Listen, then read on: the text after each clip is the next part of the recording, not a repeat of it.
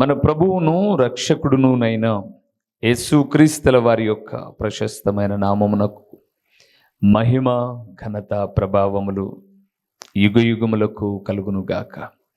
సర్వాధికారి అయిన దేవుడు ఆయన గొప్ప కనికరమును బట్టి మరొక శ్రేష్టమైన శుభ తరుణాన్ని మనకు అనుగ్రహించి దేవుని మాటలు కొన్నింటిని మనం నేర్చుకోవడానికి ప్రభు ఇచ్చిన ఈ గొప్ప సదవకాశము కొరకు దేవాది దేవునికి మనం ఎంతగానో స్తుతులు చెల్లించబద్దులమై ఉన్నాము.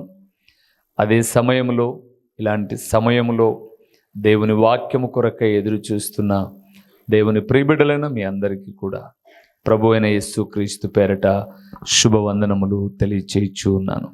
ప్రభునందు ప్రియులారా, మరి చాలా విషయాలు రాశాను. దాదాపు అన్నింటిని వివరించడం సులభమో కాదో నాకు తెలియదు. చెప్పగలిగిన కొన్నైనా మీతో పంచుకుంటాను. 2 సందేశాలుగా ఉన్నాయి. మొదటిది, దేవుడు మనకు తోడుగా ఉంటే కలిగే మేలులు ఏవి? దేవుడు మనకు తోడుగా ఉంటే ఏం మేలు కలుగుతాయి? ఏం మేలు కలుగుతాయి? ఈరోజు మనం ధ్యానం చేస్తున్న ప్రతి మాటలో దేవుడు తోడుగా ఉండుట వలన, ఆయన తోడుగా ఉండుట వలన ఇవి కలుగుతాయి అని మనం చెప్పుకుంటాం. అలాంటి విషయాలు చాలా రాశాను. తోడుగా ఉంటే కలిగే మేలులు. 2వ సందేశంలో కూడా దేవుడు ఎవరికి తోడుగా ఉంటాడు అని కూడా రాశాను.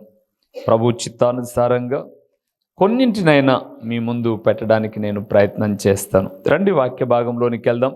దేవుడు మనకు తోడుగా ఉంటే కలిగే మేలులేంటో నూతన నిబంధనలోనికి వద్దాం.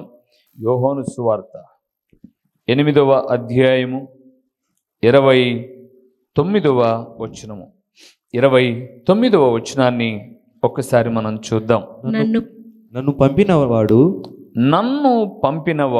నాకు తోడై ఉన్నాడు. ఆయనకిష్టమైన కార్యము ఎల్లప్పుడూ చేయుదును. నేను ఎల్లప్పుడూ చేయుదును గనుక ఆయన నన్ను ఒంటరిగా విడిచిపెట్టలేదని చెప్పెను. చాలు. ప్రభునందు ప్రియమైన వారలారా, యేసు ప్రభుల వారు మాట్లాడుతున్నటువంటి అమూల్యమైన మాటలు ఈ మాటలు. దేవుడు మనకు తోడుగా ఉంటే మొట్టమొదటి విషయము, మనము ఒంటరి వారము కాము. చాలామంది ఇలాగే మాట్లాడుకుంటూ ఉంటారు.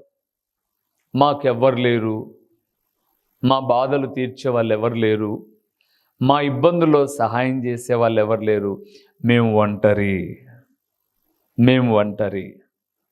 చుట్టూ అందరున్నా ఎవ్వరూ మమ్మల్ని పట్టించుకోరు, మేము ఒంటరి అనుకుంటారు కదండి. అప్పుడప్పుడు మీరు అందరూ మీ చుట్టూ ఉన్నారు కదా అంటే ఏం లాభం అండి?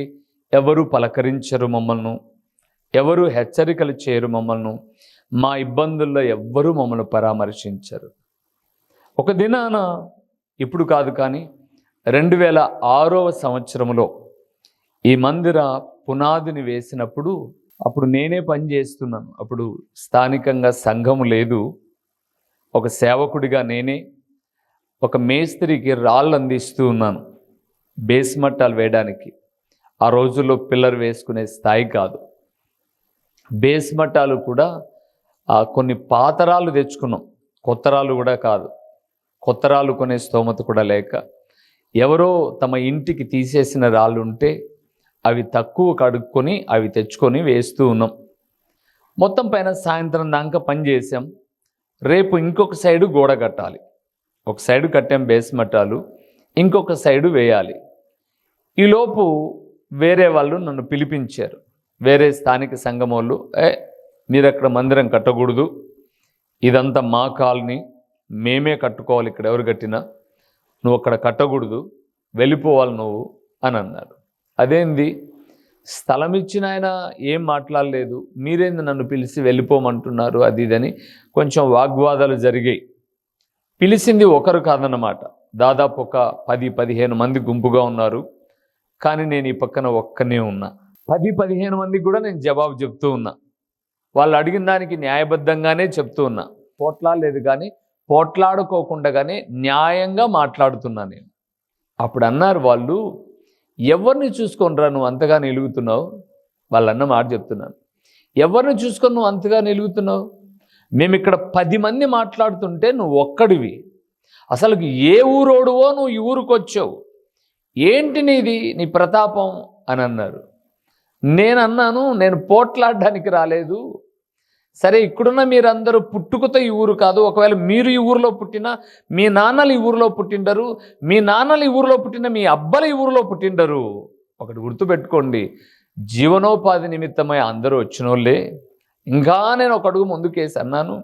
అప్పుడు ఈ ఊరికి ఎమ్మెల్యేగా ఉన్నటువంటి శ్రీ వైఎస్ రాజశేఖర రెడ్డి గారిని పోల్చుకుంటూ, రాజశేఖర రెడ్డి గారిదే ఈ ఊరు కాదు, బలపనూరు అయితే ఈ ఊరికి వచ్చారు, మరి ఆయన పోయి అనుకోండి, నువ్వు ఏ ఊరోడు ఈ ఊరిలో ఎమ్మెల్యేగా నిలబడ్డానికని ఇంకా కొంచెం ముందుకెళ్ళిపోయి వేగంగా మాట్లాడడం ప్రారంభించి వాళ్ళు అన్నారు, ఏంట్రా ఒక్కడివి నువ్వు ఎట్లా కడతావు, వచ్చొద్దాం అన్నారు. నేను లాస్ట్లో చెప్పిన మాట ఏంటంటే, ఒక్కనేని మీరు అనుకుంటున్నారు, నా దేవుడు నాకు తోడుగా ఉన్నాడు, నేను కడతా. సరే వద్దంటున్నారు కదా మీరు, నేను ఆడ పని చేస్తా అంటే కదా, నన్ను మీరు ఏం చేస్తారో వచ్చి చేయండి, నేను మాత్రం అక్కడ పని చేస్తా, స్థలం ఇచ్చిన ఆయన వెనక్కి తీసుకుంటే తప్ప అని అన్న. రెండవది ఏం చేశారంటే, పనికి వచ్చేవాళ్ళు నన్నేమనలా, ఇంకా పనికి వచ్చే వాళ్ళను అడ్డగించారు. ఒక సైడు 3 సైడ్లు గోడ కట్టాం, ఈ లాస్ట్ గోడ కట్టాలి, ఎవరిని పిలిచినారా అలా. మొత్తం పైన వారం 10 రోజులు ఆగిపోయింది పని. అప్పుడు మరలా ప్రార్థన చేశాం, ప్రభువా ఏంటి ఇలాగైంది అని. ఒక సహోదరుడు ఏ స్థానిక సంఘంలో ఎవరైతే గొడవ చేశారో ఆ సంఘస్థుడే, ఏంది నువ్వు మందిరం కట్టుకుంటే వీళ్ళకేమంట అసూయ, నేను వస్తా పద చేద్దాం, నాకు నువ్వు తోడుండి అందిస్తే చాలు అని ఆయన వచ్చి పని పూర్తి చేశాడు. తర్వాత వీళ్ళన్నారు, వాడు ఒక్కడు, వాడి వల్ల ఏమవుద్ది, బేసుమట్టాలు వేస్తే ఇల్లు అలగ్గానే పండగ అవుద్దా, అంత తొందరగా మందిరం అవుతుందా, ఆగిపోతుందిలే పని అని అన్నారు. దేవుని ప్రభునందు ప్రియులారా, నిజమే, మనం చాలా పర్యాయములు మనకు బాధ వచ్చినప్పుడు, మన చుట్టూ ఉన్న వాళ్ళు పలకరించినప్పుడు, మనల్ని బాధపరిచేవారుగా వాళ్ళు ఉన్నప్పుడు మనం అనుకుంటాం మనం ఒంటరి అని. కానీ ఇక్కడ దేవుడు ఒక మంచి మాట మాట్లాడారు. మరొకసారి నేను చదివించిన మాట, నన్ను పంపిన వాడు నాకు తోడై ఉన్నాడు, ఆయనకిష్టమైన కార్యము నేను ఎల్లప్పుడూ చేయుదును గనుక ఆయన నన్ను ఒంటరిగా విడిచిపెట్టడు. ఇక్కడ ఒక మాట మీరు మర్చిపోకూడదు, ఏంటో తెలుసా, ఆయనకి ఇష్టమైన కార్యము మీరు చేస్తూ ఉన్నప్పుడు మీరు ఎప్పుడు కూడా ఒంటరి కానే కాదు. మనం చేసే కార్యం మన పక్కనోళ్ళకి నచ్చకపోవచ్చు, మనం చేసే పని మన ఎదురోళ్ళకి నచ్చకపోవచ్చు, మనం చేసే పని మన బంధువులకు నచ్చకపోవచ్చు, మన దేవునికి నచ్చిందనుకోండి, ఆయన తోడుగా ఉంటే లోకమంతా ఏకమైనా సరే మనము ఒంటరి కానే కాదు. మనం ఒంటరి కాదు ప్రియులారా, మీరు ఎప్పుడు అలాగ అనుకోమాకండి. కొంతమంది సోదరులు, మేము ఒంటరి అన్న, భర్త చనిపోయాడు, అఫ్ కోర్స్ బైబుల్ చెప్తుంది, నేను నీకు తండ్రిని భర్తనై ఉన్నాను, నీకు తోడుగా ఉన్నాను నేను. గుర్తుపెట్టుకోండి, ఆయన తోడుగా ఉంటే మనం ఒంటరి ఎలా అవుతాం? అందుకే ఆయన తోడుగా ఉన్నాడని విశ్వసించే ఏ వ్యక్తి కూడా ఎప్పుడు కూడా ఒంటరి అనుకోవాల్సిన పని లేదండి. అందుకే ఆ మాట రాయబడింది. చాలా పర్యాయములు సువార్త నిమిత్తమై చాలా పల్లెలకు వెళుతూ వచ్చినప్పుడు నేను ఒంటరినేనండి, నిజంగా చెబుతున్నాను ప్రియులారా, నేను చాలా భయస్తుని, అంత భయస్తుని. మా ఇంట్లో నేను చిన్నోని కాబట్టి, మురిపంగా పెంచడాన్ని బట్టి చాలా భయస్తుని. నా బాల్యము యవ్వనం వచ్చేసరికి చీకటి అంటే మరీ భయం. అలాంటి పరిస్థితులలో దేవుని సేవలోనికి వచ్చిన తర్వాత ప్రియులారా, ఒంటరి ప్రయాణాలు ఎన్నో ఉన్నాయి. ఆ ప్రయాణాలన్నిటిలో కూడా దేవుడు తోడున్నాడు. వాస్తవంగా నేను ఒక్కనే చేసిన ప్రయాణాలు అయితే ఎప్పుడో చచ్చిపోయేవాడిని నేను. కారణం ఏంటంటే అలాంటి భయాలు.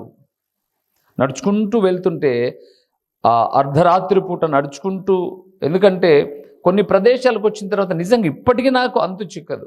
అప్పుడప్పుడు నేను ప్రొద్దుటూరు నుంచి వచ్చేటప్పుడు ఆ ఉలిమెల్ల, తర్వాత ఎర్రిపల్లి, ఈ పల్లెలన్నీ దాటుకొని వచ్చేటప్పుడు ఈరోజు రోడ్డు సౌకర్యవంతంగా చాలా బాగుంది, కానీ ఒకప్పుడు అలాంటి రోడ్డు లేదు. ఇప్పుడు అక్కడ మోరీ కట్టారు, కానీ ఉలిమెల్ల దాటుకొని వచ్చిన తర్వాత అప్పుడు మోరీ లేదాడ.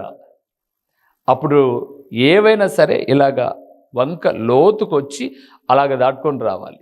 ఆ చుట్టుపక్కల ఉన్న వాళ్ళందరూ చచ్చిన శవాలన్నీ తెచ్చి ఆ వంకలోనే పొడుస్తారు.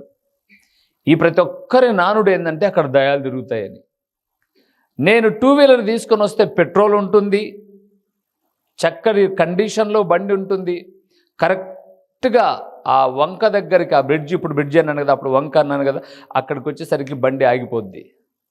చిమ్మ చీకటి, చాలా చీకటి ఉంటుంది. ఆ వంక నుంచి బండి దోసుకుంటూ రావాలి. ఒక 1/2 కిలోమీటర్ వచ్చిన తర్వాత మళ్ళీ స్టార్ట్ అవుతుంది కిక్కర్ కొడితే. ఆడ మాత్రం ఎంత కిక్కర్ కొట్టినా ఇది కాదు. ఆ సమయంలోనండి అక్కడ దాకా డుగుడుగుడుగుడుగుడుగా అంటూ వచ్చినటువంటి, అప్పుడు నాకు సుజుకి సమురాయ్ అనే స్కూటర్, అది డుగుడుగుడుగు అని అక్కడ దాకా వచ్చిన తర్వాత డబేలని ఆగిపోగానే ఆ చెట్లల్లో ఉన్నటువంటి చిన్న చిన్న కుందేళ్ళు ఎక్సెట్రా అవి ఇవి గడగడ శబ్దాలు చేసుకుని పోతాయి. గుండె బడబడబడబడా అని కొట్టుకుంటుంది. భయం. ఏం అవసరమా? ఎవరైనా జీతం ఇస్తారా?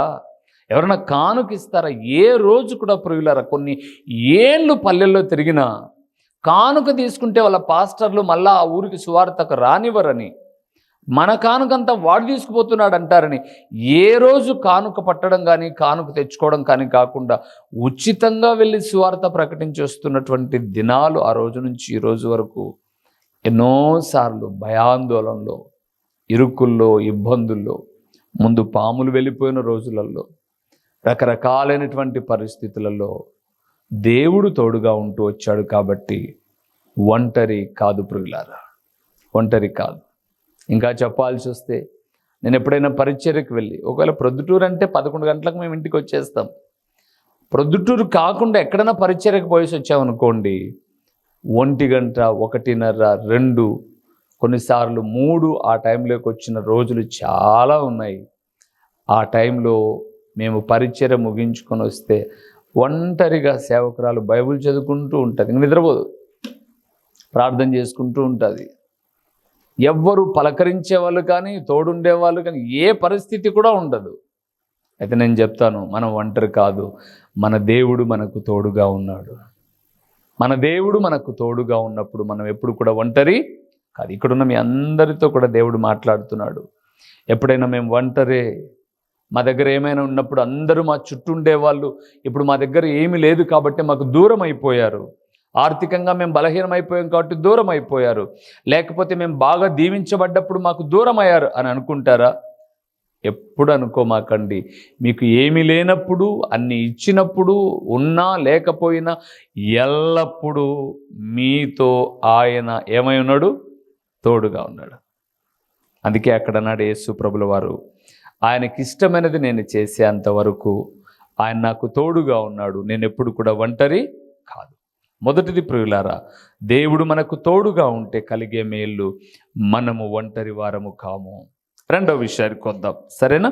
ద్వితీయోపదేశ కాండము 2వ అధ్యాయము 7వ వచనాన్ని మనం చూద్దాం. నేను చదివించే ప్రతి చోట దేవుడు తోడై ఉన్నాడు అన్న మాట తప్పకుండా ఉంటుంది ఖచ్చితంగా. నీ చేతుల పనులన్నిటిలోను నీ దేవుడైన యెహోవా నిన్ను ఆశీర్వదించెను. ఈ గొప్ప అరణ్యములో నీవు ఈ 40 సంవత్సరములు సంచరించిన సంగతి ఆయన ఎరుగును. నీ దేవుడైన యెహోవా నీకు తోడై ఉన్నాడు, నీకేమియు తక్కువ కాదు. రెండోది ప్రియులారా, మన దేవుడు మనకు తోడుగా ఉంటే మనకెప్పుడు ఏమీ తక్కువ కాదు. ఇది లేదే, అది తక్కువ కాదు ప్రియులారా. మీకు ఒక్క మాట జ్ఞాపకం చేస్తాను.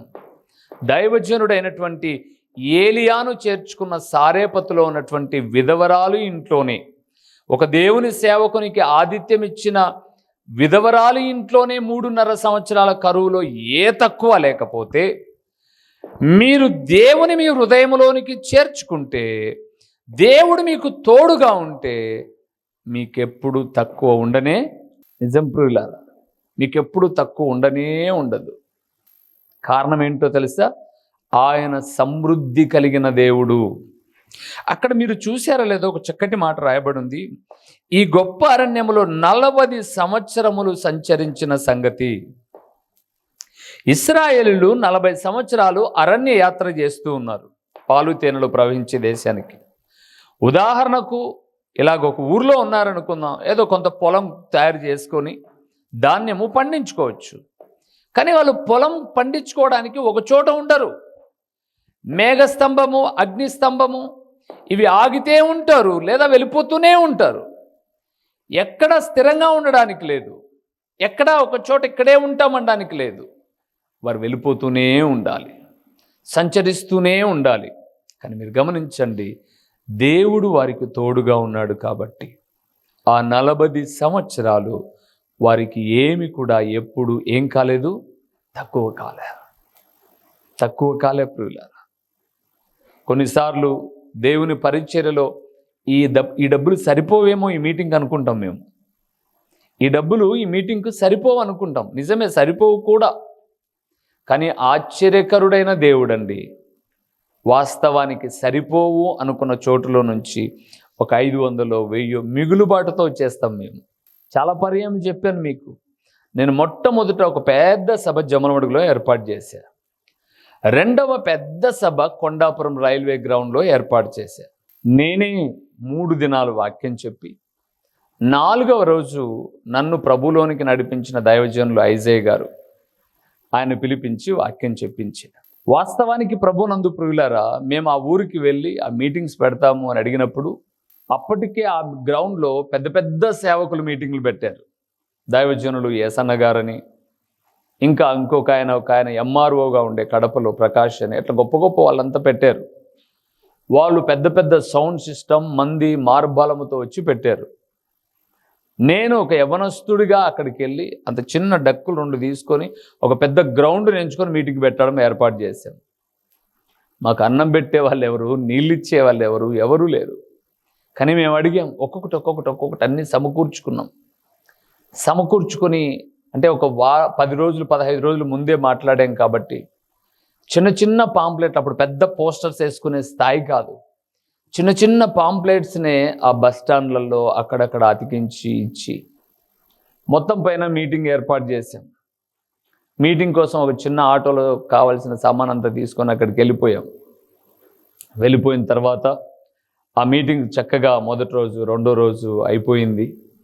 ఈ మొదటి రోజు 2వ రోజు ఒక విధవరాలు మాకు అన్నం ఉండమని వేరే ఆయనకు చెప్పింది. ఆయన ఒక రైల్వే డిపార్ట్మెంట్లో గ్యాంగ్మెన్. ఆయన మాకు అన్నం వండి పెడుతూ ఉన్నాడు పొద్దున, మధ్యాహ్నము, రాత్రి. మొత్తం పైన లాస్ట్ రోజు మీటింగ్. ఇంకా ఆ మీటింగ్ అయిపోయిన తర్వాత మేము ఆ కీబోర్డు వాయించిన వాళ్ళకు, తబలా వాయించిన వాళ్ళకు, ఆ సప్లయర్స్ వాళ్ళకు అందరికీ డబ్బులు కట్టాలి. ఆ 2 రోజులు వచ్చిన కానుకన 3వ రోజు వచ్చే కానుకను కూడా క్యాలిక్యులేట్ వేసి ఇక్కడికి మళ్ళీ ఆరాధనకు వచ్చే ఉదయం ఆరాధన చూసుకొని అప్పుడు మాకు ఇక్కడ వచ్చే కానుక ఎంత అంటే 183 రూపాయలు, 150 రూపాయలు, 250 రూపాయలు. అది చాలా ఎక్కువ. ఈ డబ్బులు కూడా తీసుకొని పోయేటప్పుడు నా భార్య అడిగింది, ఇంట్లో మనకు తిన్నికి బియ్యం లేవు, ఈ కానుక కూడా తీసుకొని వెళ్ళిపోతే మరి మిమ్మల్ని కూడా రమ్మంటావా మీటింగ్ అంటే, ఓహో బియ్యం రేపు గదా లేనిది, ఈరోజు మీరు కూడా మాతో పట్టరండి, మీరు కూడా మీటింగ్లో ఉందరు. ఆ మీటింగ్లో ఒక తల్లి, ఒక విధవరాలు ఒక ఆయన చేత వంట వండిస్తుంది. అది చక్కగా తినేసి రేపు వచ్చిన తర్వాత చూసుకుందాంలే అని అన్నాం. సరే అందరం వెళ్ళిపోయాం. మీటింగ్ అయిపోయింది. చక్కగా ఎవరికి ఇవ్వాల్సిన డబ్బులు ఆ రాత్రి అన్ని చిల్లర్లన్నీ 2 రూపాయలు, 4 రూపాయలు, 5 రూపాయలు బిల్లలు, ఎవరు చాలా తక్కువ అన్నీ ఎంచి ఎవరికి ఇవ్వాల్సింది అన్నీ చూస్తే మా దగ్గర 100 రూపాయలు కూడా మిగులుబాట్లేదు. లాస్ట్లో ఒక ఆయన పిలిచి ప్రార్థన చేయించుకొని 150 రూపాయలు కానుక ఇచ్చాడు. ఇప్పుడు కీబోర్డు వాళ్ళకు అంతా ఒక ఖర్చుకులో కట్టాం, చిల్లరంతా కట్టేసాం. సప్లయర్స్కు నోట్లన్నీ ఇచ్చాం. అట్లా ఎవరికి ఇవ్వాల్సింది వాళ్ళకి ఇచ్చి ఈ 150 ఇంకొక 150 కలుపుకుంటే 300 రూపాయలు అక్కడి నుంచి ఇక్కడికి ఆటోతో మేము వచ్చేయచ్చు. మా సామాన్లు అన్నీ తెచ్చుకొని తీసిపోయినట్టు చర్చి సామాన్లు. అలాగ ఉదయాన్నే దేవా నువ్వు సాయం చేస్తావులే, ఆటికి పోయిన తర్వాత ఏదైనా చెప్పుకుందాంలే అని అనుకుని ఇక యథావిధిగా బయలుదేరుతున్నాం. మీరు ఇక్కడ 150 కాన్నే ఉండమాకండి. ఆ నుంచి మేము వీటికి వచ్చిన తర్వాత మాకేం లేవు, తిన్నీకి ధాన్యం లేవు. బియ్యపు గింజలు లేవు. సరే, మొత్తం పైన ప్రార్థన చేసి అందరూ వచ్చారు, పెద్దలందరూ చాలా బాగా జరిగాయి, అలాగ మాట్లాడుతూ. అప్పుడు ఒక 50 రూపాయలు కానుక ఇవ్వడం అంటే గొప్ప. 100 రూపాయల నోటు కానుక చూసామంటే మనసులో ఎంత ఆనందం, అబ్బా 100 రూపాయలు ఇచ్చారని. ఇంకా మాకు కావాల్సిన 150 రూపాయలు కూడా ఒక 2-3 పెద్దలు వచ్చి ఒక్కొక్కరు 50 రూపాయలు అలాగ ఇచ్చి ప్రార్థన చేయించుకుంటే మొత్తం పైన మాకు కావాల్సిన బాడుగ సరిపోయింది. కానీ ఇంటికి వచ్చిన తర్వాత భోజనం సంగతి తర్వాత, అక్కడ టిఫిన్ చేసాం. ఇక బయలుదేరి ఆటో స్టార్ట్ చేసి తాడుతో లాగి కొంచెం మూవ్ అయిపోతే ఈ 3 రోజులు అన్నం వండినటువంటి ఆ గ్యాంగ్ మ్యాన్ అక్కడి నుంచి, పాస్టర్ అయ్యా ఆగండి ఎంటా వస్తున్నాడు. ఏంటి విషయము? టిఫిన్ తిన్నాం, వాళ్ళ పాత్రలన్నీ పక్కన పెట్టేసాం, శుభ్రంగా కడిగి పక్కన పెట్టేసి, ఏంటి అని చెప్పేసి అంటే, ఒక్క 5 నిమిషాలు మీరు ఆటో ఆఫ్ చేసుకొని ఉండండి, నేను ఇంటికి వెళ్ళేసి వస్తాను అన్నాడు. సరే అని చెప్పేసి ఆగాం. ఇంటికి వెళ్ళి 3/4 మూట జీలకర్ర మసూర బుట్ట, మేము ఎప్పుడు కొన్నా అర్ధ కేజీ కొనుక్కుండేవాళ్ళం, అది ఎక్కువ. 3/4 మూట అంటే 3/4కి ఇంకా ఎక్కువే.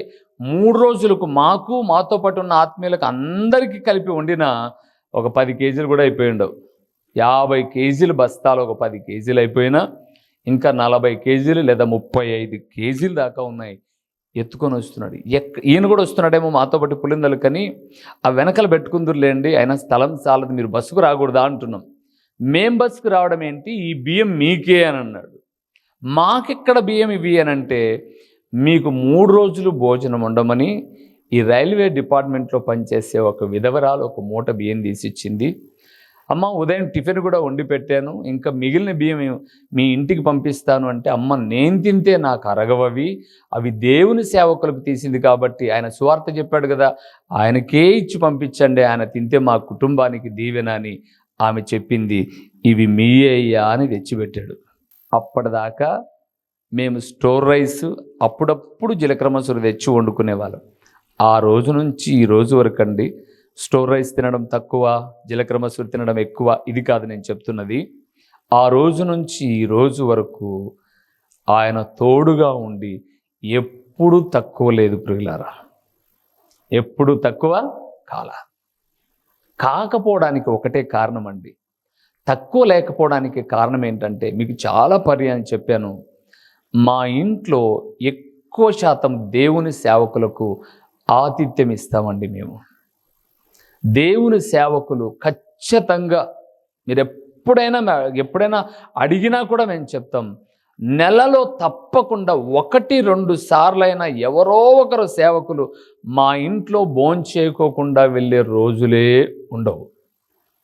అందుకే గుర్తుపెట్టుకోండి, సేవకుడు ఇంటిలో భోంచేసిన ఏ ఇంట్లో కూడా తక్కువ ఉండదు.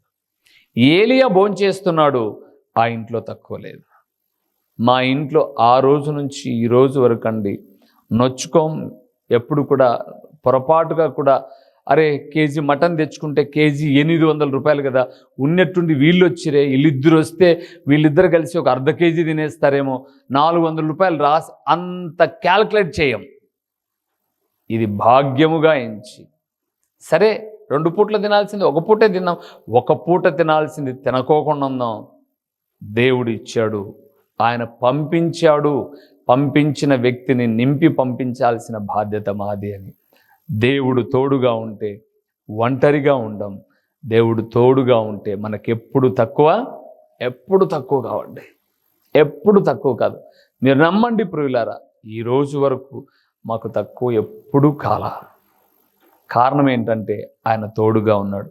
అవసరతలు వస్తాయి, అక్కర్లు వస్తాయి, అది ఆర్థికంగా అయినా, శారీరకంగా, మానసికంగా ఖచ్చితంగా మాకు కూడా నీడ్ వస్తాయి. మాకు ఏ దేశాల నుంచో లేకపోతే ఎవరెవరో కట్టలు పంపేయాలి ఎవ్వరు లేరు.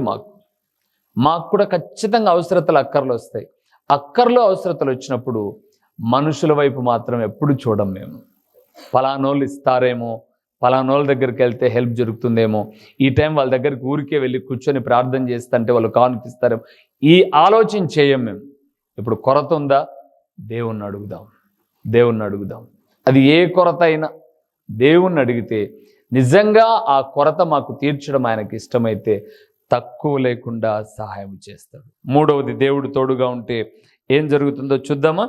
సమూయేలు 2వ గ్రంథము 5వ అధ్యాయము 10వ వచనాన్ని చదువుదామా? దేవుడు తోడుగా ఉంటే ఏం జరుగుతుందో. 5వ అధ్యాయం 10వ వచనము.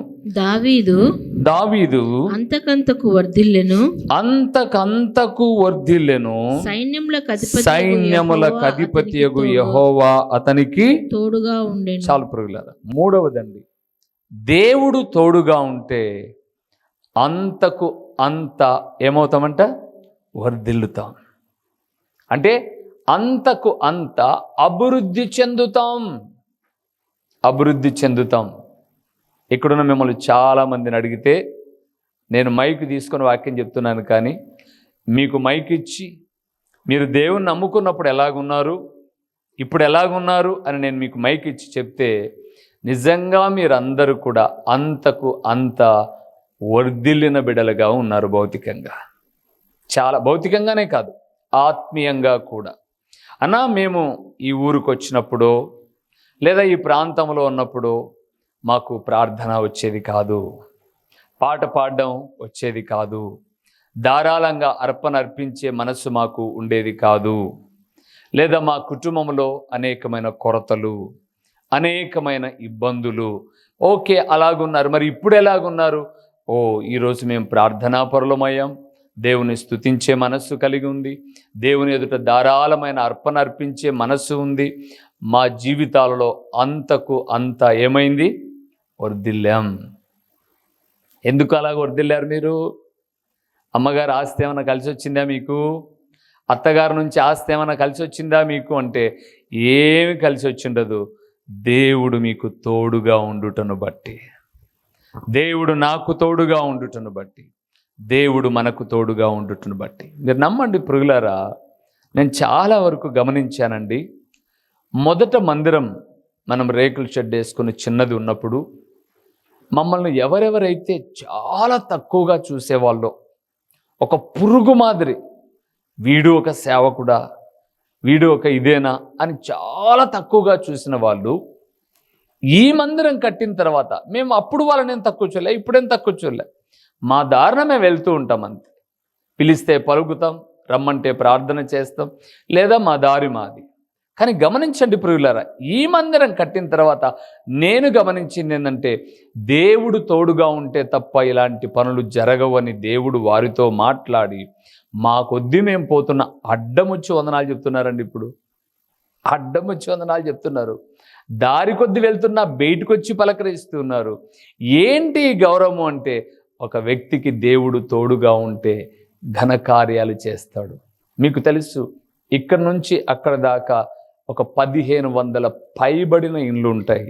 తక్కువకని మాట్లాడడంలా, లేదా మన గొప్ప కొరకు మాట్లాడడంలా, అందరూ కలిసి కట్టబడిన మందిరం ఎలాగుందో, లేదా మన 30 కుటుంబాలు, మహా అంటే పిల్లలు పెద్దలు ఒక 100 మంది పైబడి ఉంటాం కదా, మనం కట్టబడిన మందిరం ఎలాగుందో మీరు ఆలోచన చేస్తే, ఒక తలమానికంగా దేవుడు నిలబెట్టడానికి కేవలము దేవుడు తోడుగా ఉండడం మాత్రమే కార్యం.